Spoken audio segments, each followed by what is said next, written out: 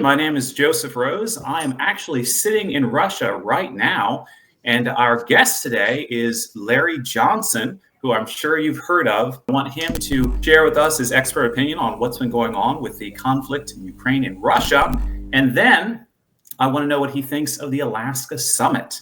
So welcome to Expat American. I am the Expat American. Let's find out what's going on in Russia right now.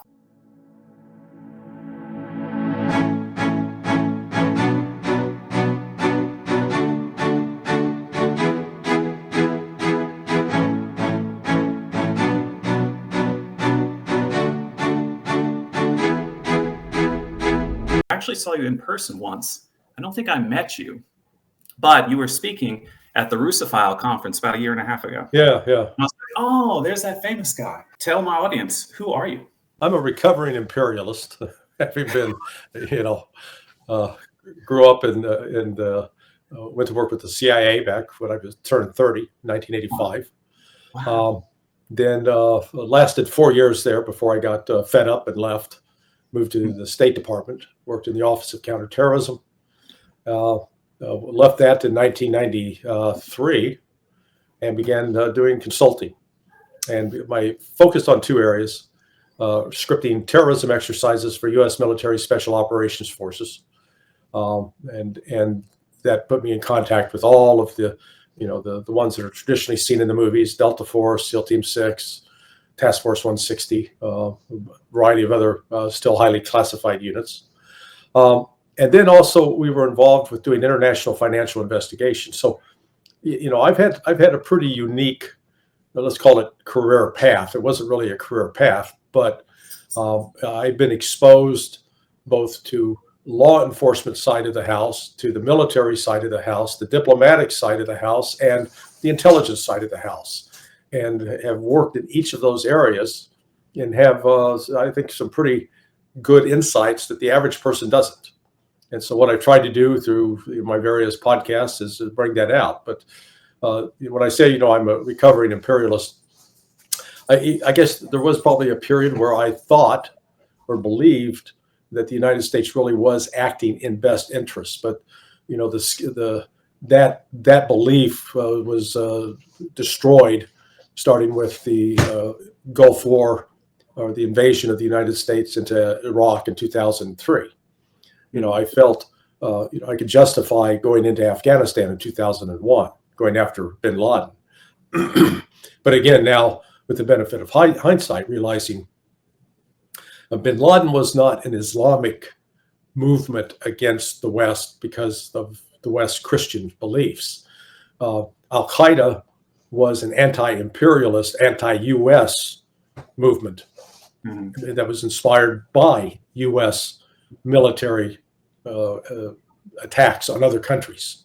Right. And, the United States, we've continued to refuse to accept responsibility for our role in creating mayhem and death and destruction. I was just, before coming on here, I was talking to Helga Zepp-LaRouche, who's German, and the issue of suffering in World War II. Russia and China together were accounted for about 80% of all the casualties, both the military and civilian, in World War II, an astonishing number. And I maintain that one of the reasons the West would be so inclined to get involved with wars, it never really paid a price. But she pointed out, well, Germany did.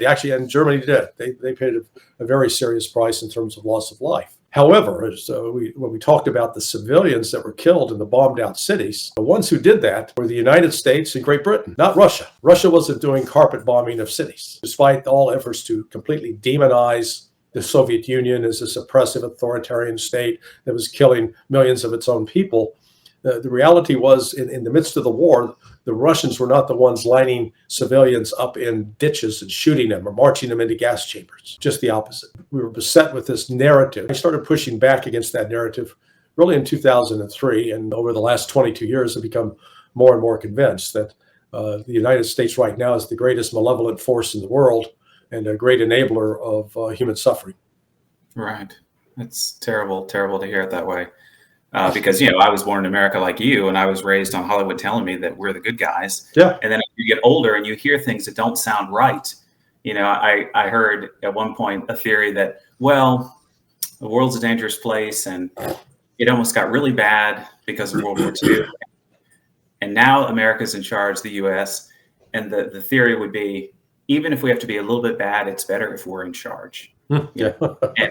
And you hear that, and you think, well, okay, I guess so, because I was led to believe we're the good guys. I started to have doubts, and then I was told this theory, and I thought, well, okay, I guess that's the way it is, And you're watching 24 with Jack Bauer, and he's good, but he's also kind of bad when he has to be. Yeah. And it's like, but what you're telling me now, what I've been seeing, getting different news living over here, is that it's not just that. It seems like it's much, much more than that.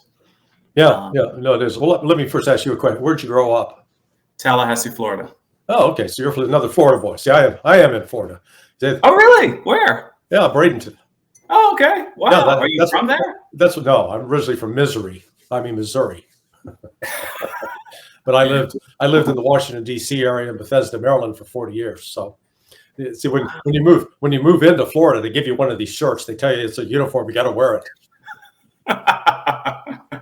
Well, would you consider yourself? I'm sure you don't consider yourself anti-Russia based on what I've seen so far. But would you consider yourself pro-Russia or neutral on Russia?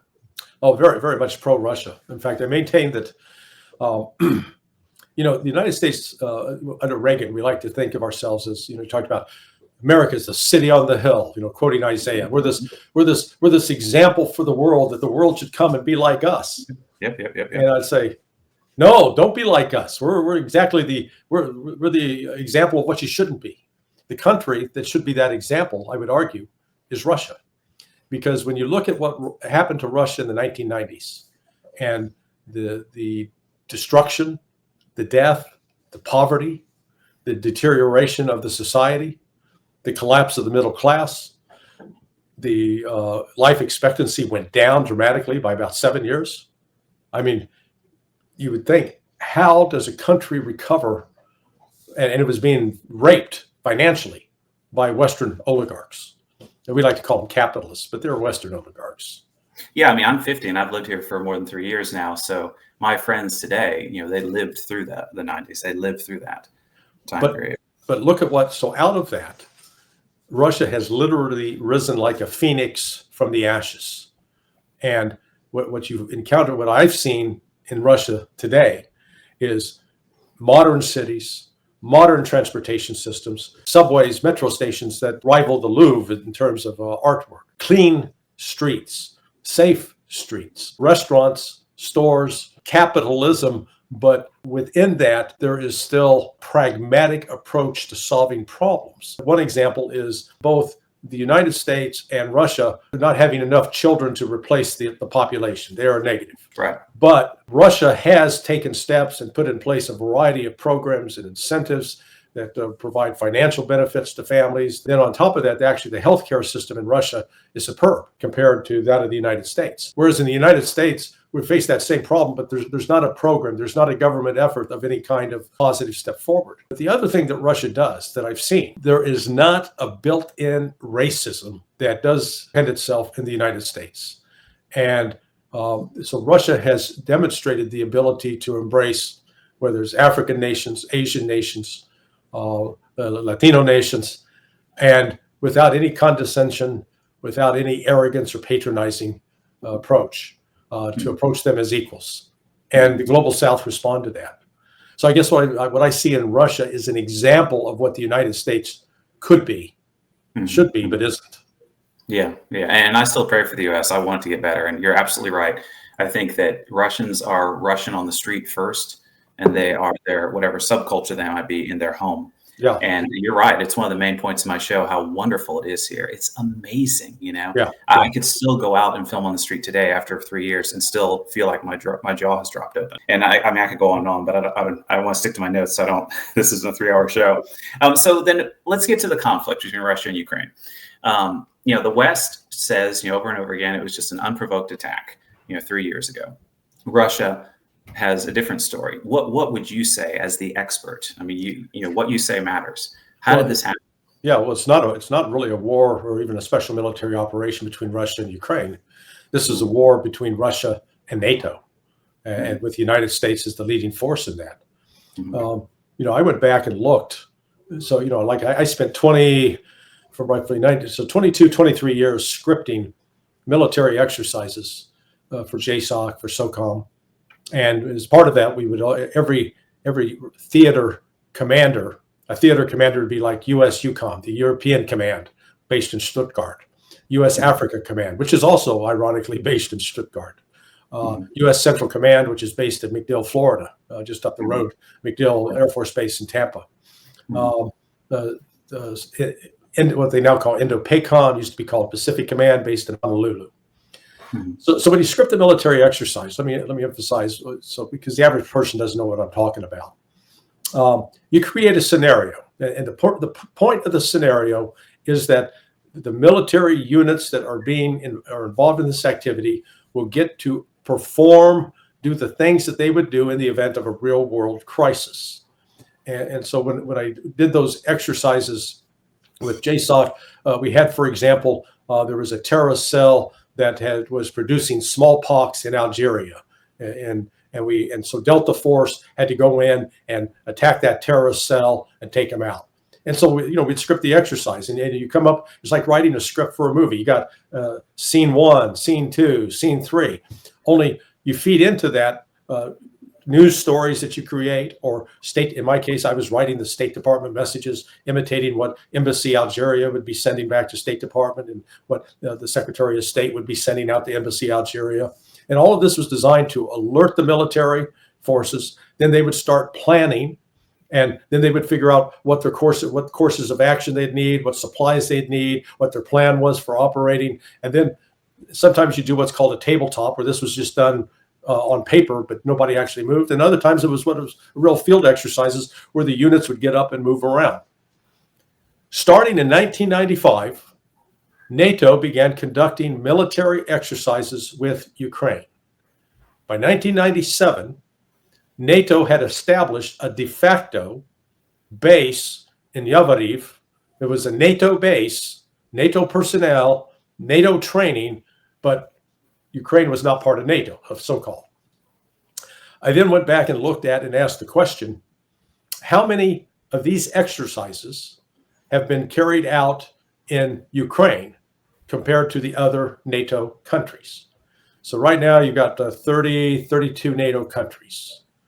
Of those 32 countries, Ukraine has been the 6th most common place for a military NATO US EUCOM military exercise to take place. So think about that. You've got 24 other NATO countries that don't even compare with Ukraine. So what's been going on since 1997? And it accelerated. We had a number of events that normally people don't look at them and connect them, but I do. So in 1999, you had the expansion of NATO because of Bill Clinton. 2 weeks later, you had the attack by NATO on Serbia, an ally of Russia. And then on August 7th of 1999, the start of the Second Chechen War. Well, the Second Chechen War was a group of radical Islamists that were funded and supplied and supported by CIA and British MI6. It was a covert war carried out against Russia that lasted for 10 years. So the goal of the United States throughout has been to destroy Russia, not to find a way to live with Russia, not to find an accommodation. If you go back and look at the media, you'll find that when Putin took over in August 9th of 1999, until about March of 2003, the Western media coverage of Putin was generally pretty favorable. Hey, he's not a bad guy. Yeah. What changed in 2003?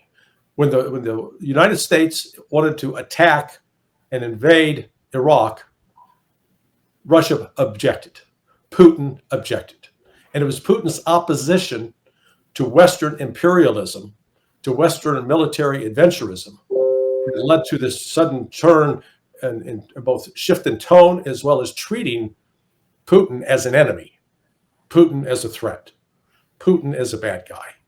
And then in 2008, when Putin spoke up about the strong objections to bringing Ukraine and Georgia into NATO, no, that was as even Ambassador Bill Burns at the time in Russia and Moscow wrote back to Washington. This is a red line for Russia. Niet means niet. Right. And again, just ignored that reality. And so from then on, Russia was targeted, and yet, here's Putin. In 2008, the West incited the Georgians to attack the Russian soldiers in Ossetia. And you had the brief 2-week war in Georgia, which the West traditionally says, this is an example of Russia's military aggression. Horse shit. It was not. In fact, it was just the opposite. It was an example. It's true, because I was living in the U.S. at the time, and that was my perspective. Yeah. Oh, well, of course, Russia has attacked this small country. And without acknowledging that it was, you'd had Russian peacekeepers there since the end of 1991, trying to separate the Georgians from the Ossetians, and Abkhazia as well as another region there where there's been that tension. So nobody wanted to, they wanted to blame Russia. And then they started developing, with Western intelligence information operation to develop the portray Vladimir Putin as a killer. He's killing all of his opponents. All these people are dying. If we're going to go with that meme, let's point out that Bill and Hillary Clinton have a far larger body count than anything attributed to Vladimir Putin. With Putin, they claim that he was responsible for like 12. The Clintons got over 40 on their list. Okay, so we can go with that. But Putin was in the process of rebuilding the Russian economy and rebuilding the military, but also trying to avoid a direct confrontation with the West. And again, the West what did George W. Bush do in the summer of 2002? He walked away from the anti-ballistic missile treaty agreement, an agreement that had been put in place to try to assure both sides that the other side wouldn't be building a ballistic missile defense system so they could launch a first strike with nuclear weapons. Russia repeatedly sought to be invited into NATO, rejected repeatedly, both under Yeltsin and then under Putin. So when Putin moves aggressively, and by I mean aggressively, when he called the oligarchs in, I think it was July of 2002, and just read them the riot act and said, hey, you're going to get the hell out of politics in Russia. You're going to stop selling our country to foreigners. You're allowed to make money, but we're drawing a line here, and either you cooperate or you're going to go to jail. Well, Mikhail Khodorkovsky was one of those who refused to cooperate. He went to jail. But it was at that point that Russia started regaining control of its natural resources, of its economy. But the West had not relented on its desire to break up and destroy Russia.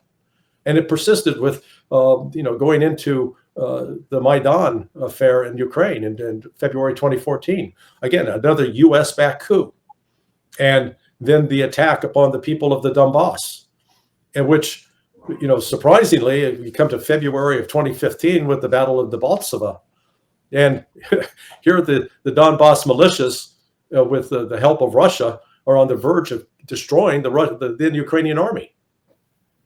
And Angela Merkel comes over, begs Putin, no, let's we'll have this Minsk agreement. And Putin now has admitted he was played, he was a fool, because he agreed to that. So that brings us to where we are today. This is probably why he doesn't want to do a ceasefire, as they say. Right? Exactly. He's been burned once. Yeah. Right. Okay. Well, you just gave me like 5 more questions that I'm not going to ask because we don't have time. But I just keep thinking, why? But you don't have to answer that now. So about the Alaska summit. Yeah.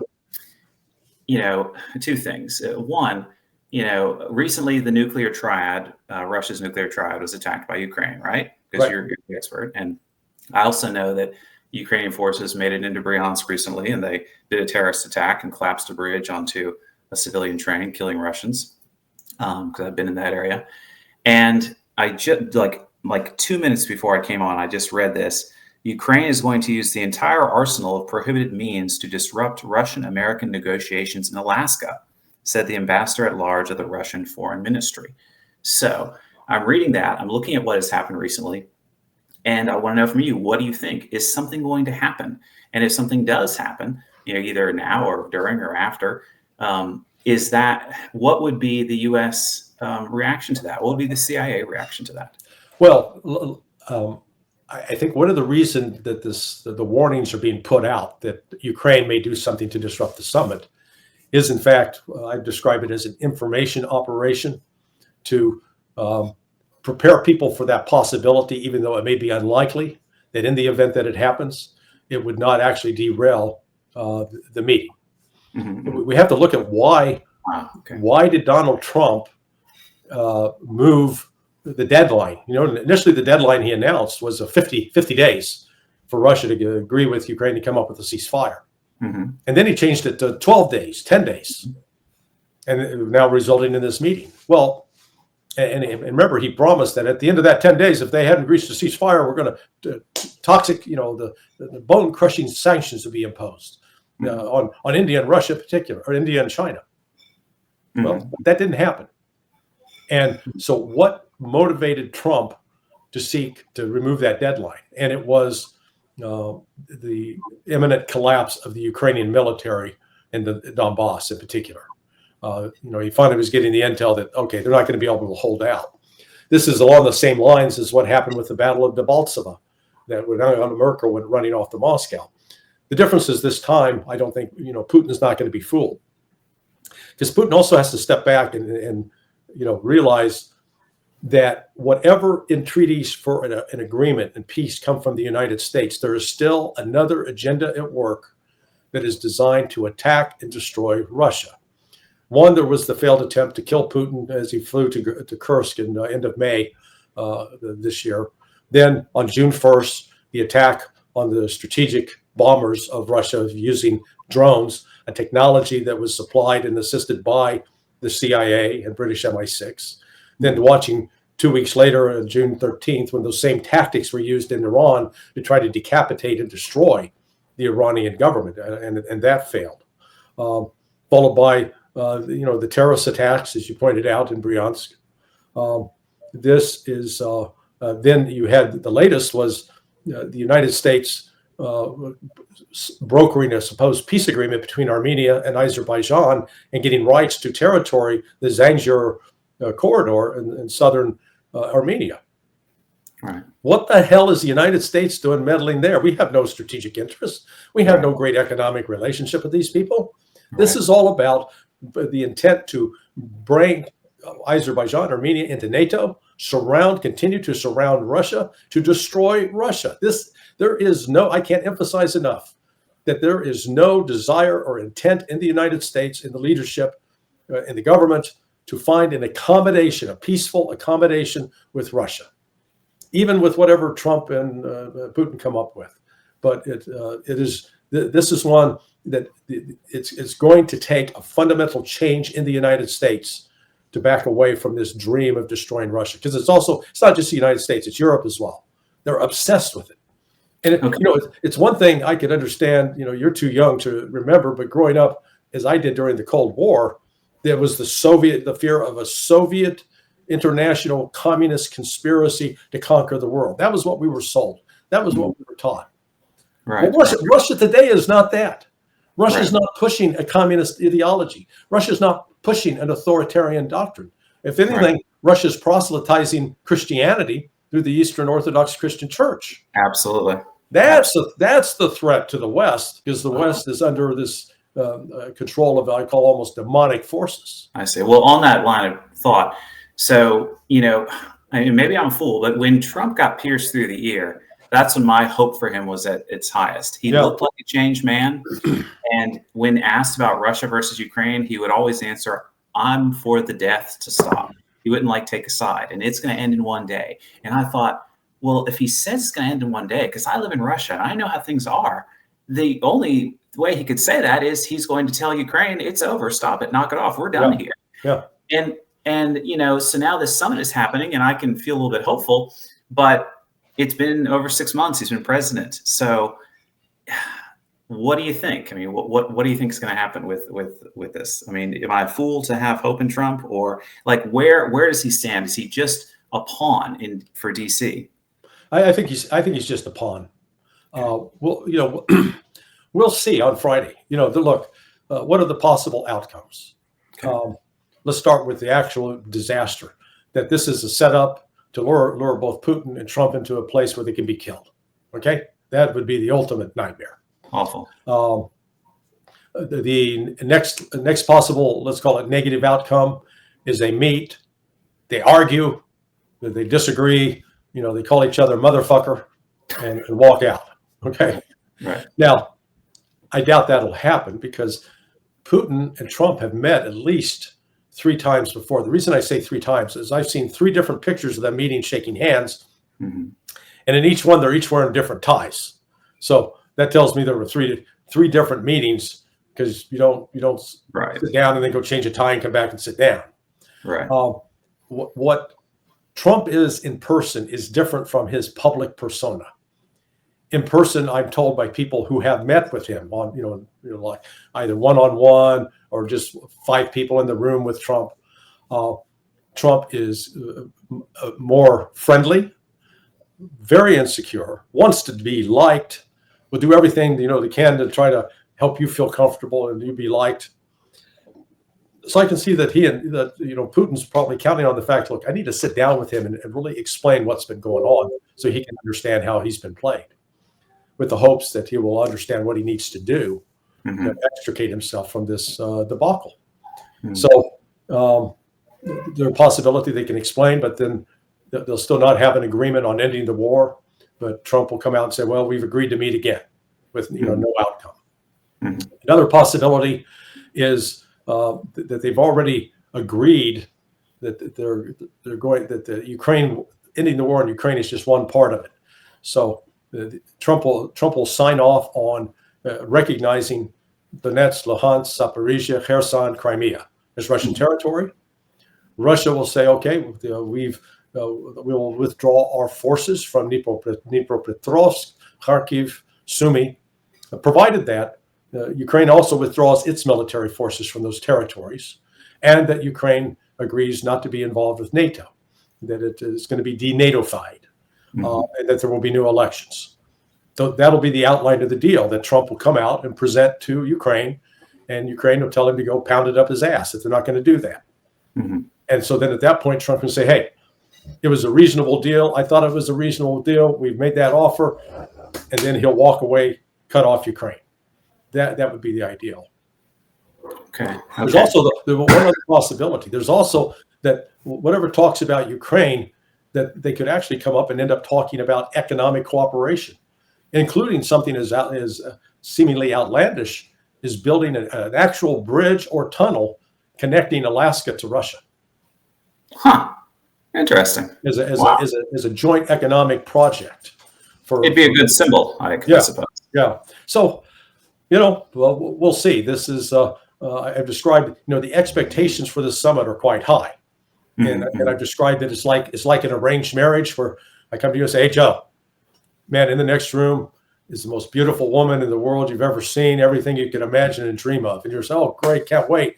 Go in and open the door, and it's Jabba the Hutt from Star Wars in a wedding dress, okay? Yeah. I guess. Yeah. So it could be that. All right. Well, I wanted to get your thoughts before we wrap it up on Zelensky. In my opinion, it looks like he's just been trying to manipulate Trump as far as playing on his ambitions and taking advantage of the fact that Trump's cabinet doesn't seem to be in agreement on Ukraine and Russia. So where do you fall on Zelensky? What do you think of him? Well, I think whenever I think of Zelensky, all I hear is the Grateful Dead playing in my head. Riding that train, high on cocaine. Okay, I understand. So there's not much to say about him. I mean, this guy's prior claim to fame was being able to play the piano with a small penis. Okay, congratulations on that. But he's a tool. He is not driving the train. He's a passenger. He's a tool of the oligarchs in this case. There are so many dark, evil things associated with what's taking place in Ukraine. The trafficking of children, particularly for using organs, harvesting blood. There was this massive shipment of adrenochrome that was intercepted the other day. Apparently, it involved blood that was obtained from trafficked children out of Ukraine. We've got the biolabs that were involved with research on biological agents that could be used to specifically kill Russians. I mean, so we're talking some evil, dark shit here. And Zelensky, he gets to play a role. He gets well paid for it. He'll continue to play that role. But I think his usefulness is coming to an end, and he's going to get discarded, just like every other person who's who have been foolish enough to get into bed with the United States, whether we're talking Diem in Vietnam, Manuel Noriega in Panama, Saddam Hussein in Iraq, Muammar Gaddafi in Libya. It's quite a record of people that at one point were considered allies or trusted sources of the CIA, and then they get murdered, just eliminated. I think that's where it's going to wind up for Zelensky. So you don't think he'll be able to retire in the UK, for instance? I doubt it. He'll probably will want to, but I don't think, he knows too much. Mm-hmm. I mean, he's in a position, just sort of like Jeffrey Epstein was, that, now that we know that Epstein was an FBI informant or was a cooperator with the FBI, that once he got put into prison and was told, he was telling folks, get me out of here or I'm going to sing. And that's why he got killed. Right. The same way that his girlfriend, Ghislaine Maxwell's father, Robert Maxwell, who had been a Mossad asset for years, stole a bunch of money, needed that money paid back, and tried to extort it out of Mossad, and Mossad had him killed. So that's where Zelensky. I don't see how Zelensky survives, because he knows too much. He knows who did what. He's got the receipts, and so the only way to make that go away is make him go away. So if he's not really the boss of Ukraine, no, then who is it the UK? Because they seem heavily involved in sabotaging negotiations in the US. Yeah. So they seem to be involved in Operation Spiderweb and stuff like this. Yeah, I would look at people, some of the oligarchs behind it, including folks like Bill Browder, who is, my understanding is he's living in the UK now. This fellow Kolomoisky, who was initially a big backer of Zelensky, had been sort of sidelined. So I'm not sure the exact identity. What I do know is that Ukrainian organized crime. And so there are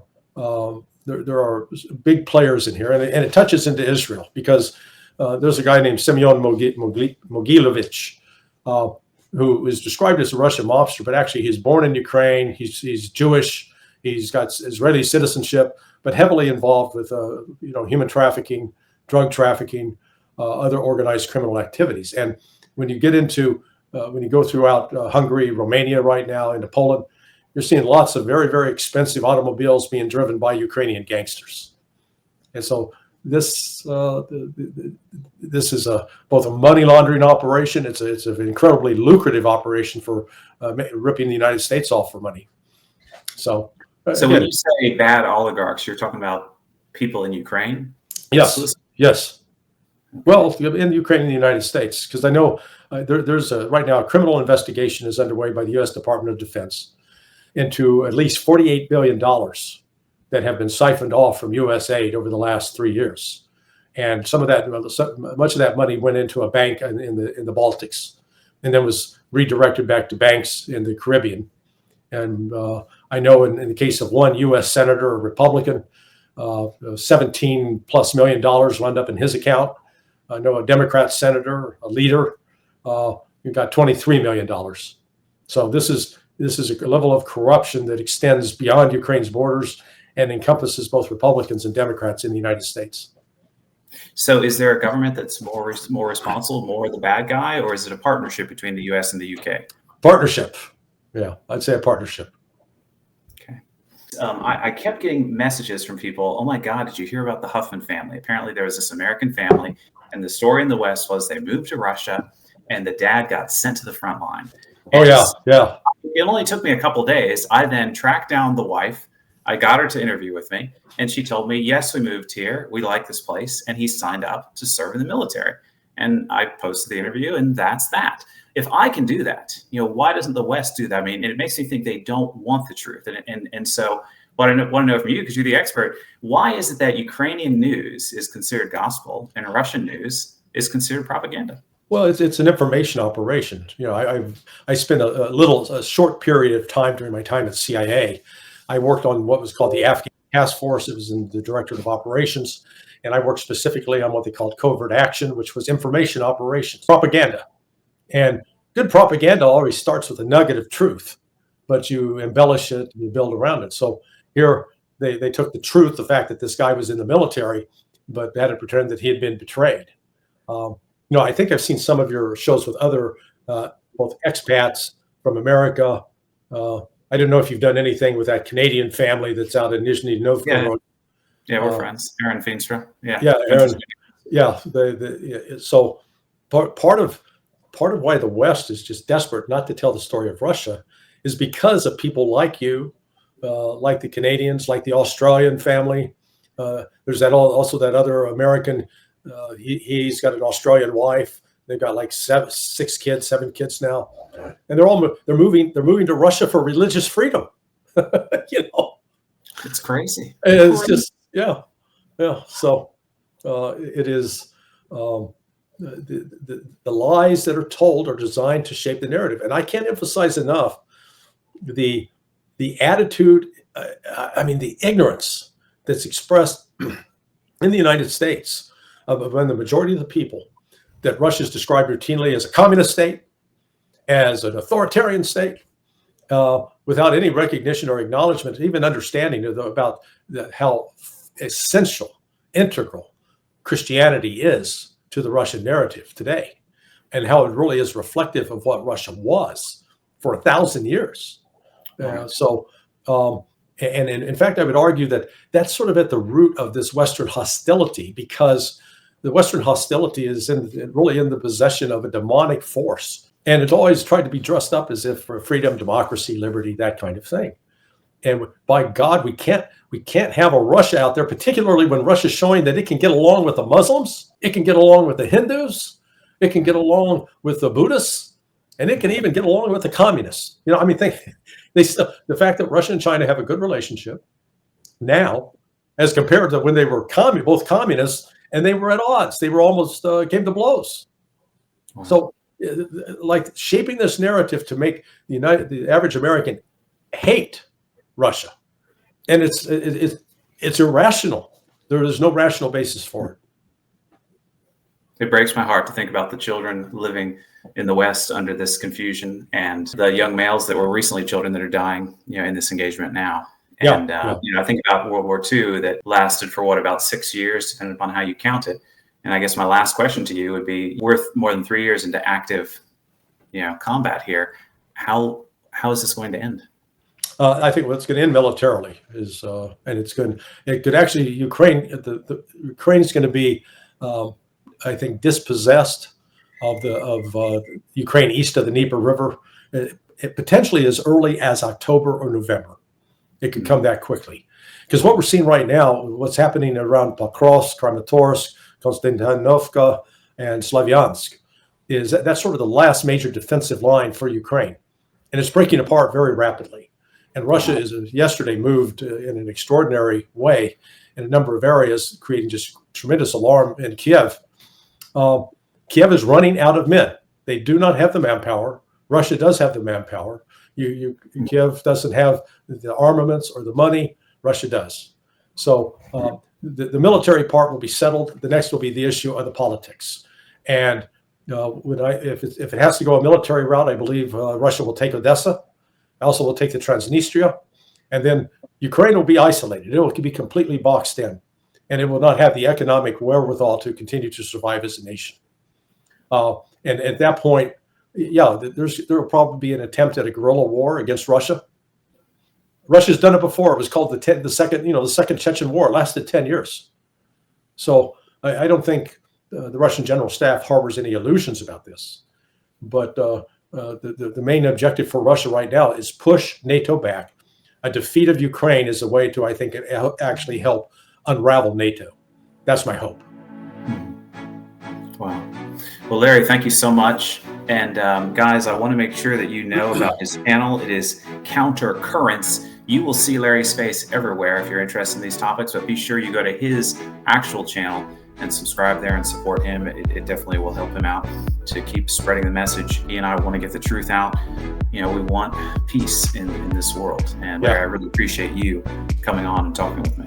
Well, hey, thanks, Joseph. And I'll return the favor one of these days. We'll get there and get your full story. Yeah. Put it up in Counter Currents. And like and subscribe, guys. Share this video so people see it. And